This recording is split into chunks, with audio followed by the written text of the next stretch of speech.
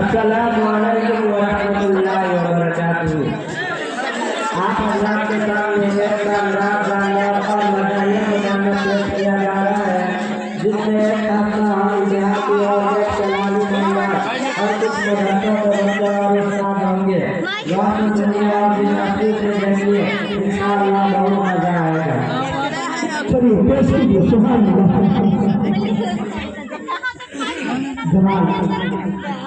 उसका दो थोड़ा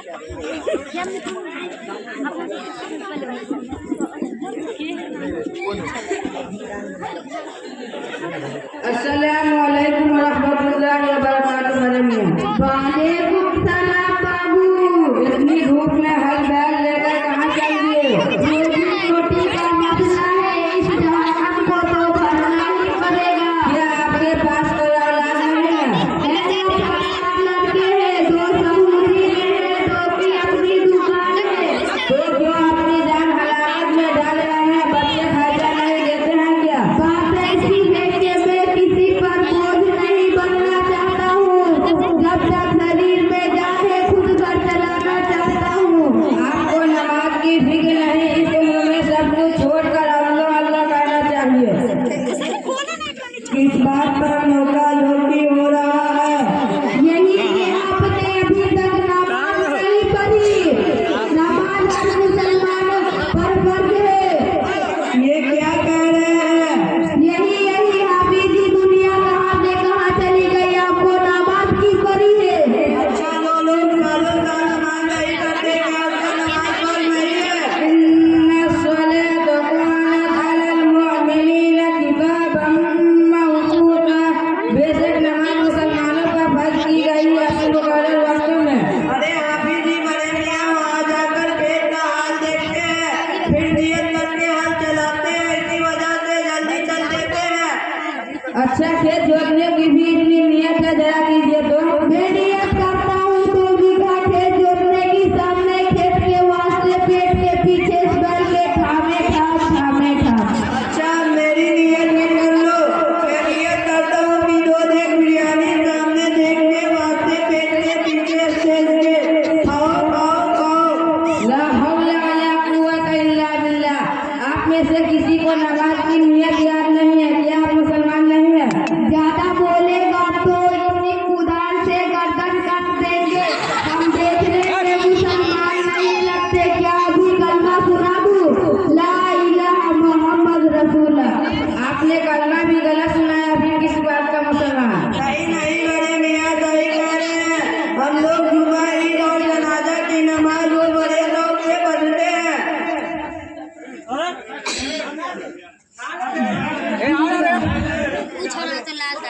रास्ता छोड़ दो।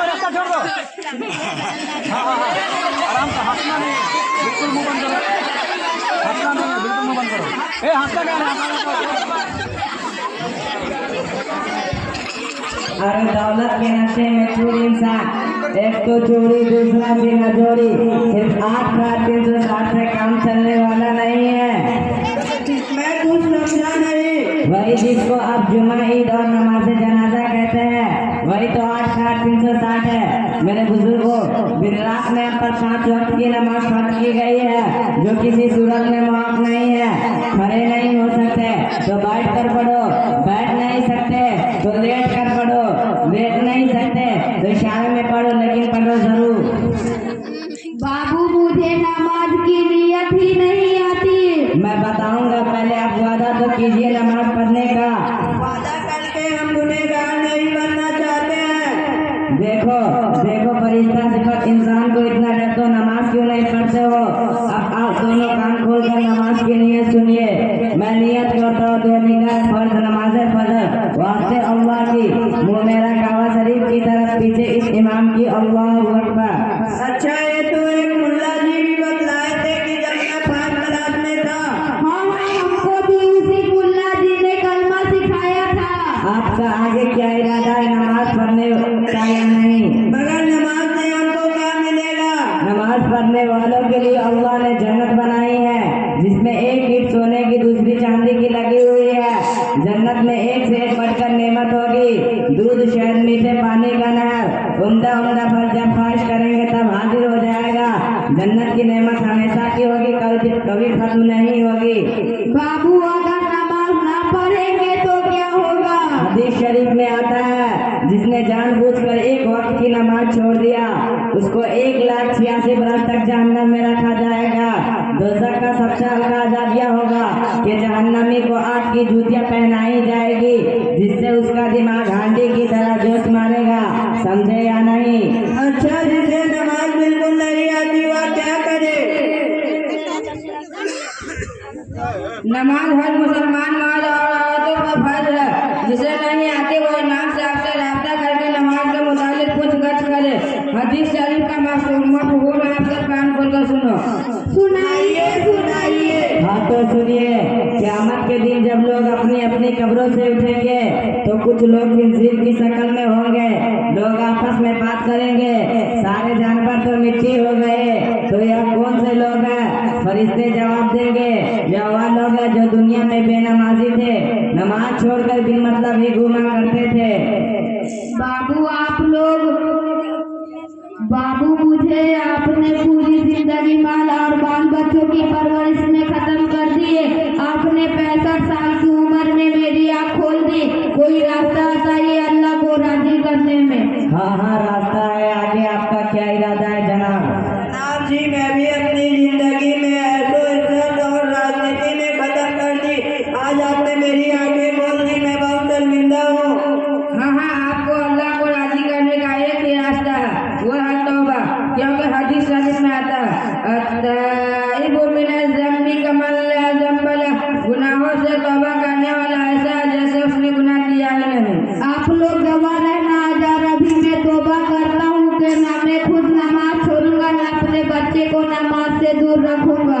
अल्लाह मेरी गवाह, हजार बार तौबा, आपसे मैं भी पक्का वादा करता हूँ कि मैं जिंदगी में नमाज दाखिल करूंगा। बाबू आप लोग कहाँ पढ़ते हो? हमारा पोता का वहाँ एडमिशन हो जाएगा। मैं मस्जिद उमर बड़ी में पढ़ता, वहाँ नाम लिखवाने के लिए उनसे बात कीजिए। हाँ मौलाना साहब, एडमिशन के लिए क्या प्रोसेस है? हमें अपने बच्चे का अच्छे मकतब और अच्छे मदरसे की तलाश है। जी भाई, आपका तलाश आज खत्म हो गई। आप रमजान के फौरन बाद मस्जिद उमर वली के इमाम साहब से रब्ता कीजिए, इंशाअल्लाह एडमिशन हो जाएगा। अस्सलामु अलैकुम व रहमतुल्लाहि व बरकातुहू। वालेकुम अस्सलाम व रहमतुल्लाहि व बरकातुहू। माशाअल्लाह, ये तमाम बच्चे आपके सामने नमाज के लिए मुकाबला पेश कर रहे थे। मस्तान साहब की तरफ से 50 रुपये आया है इन बच्चों के लिए, और मास्टर हमीद साहब की तरफ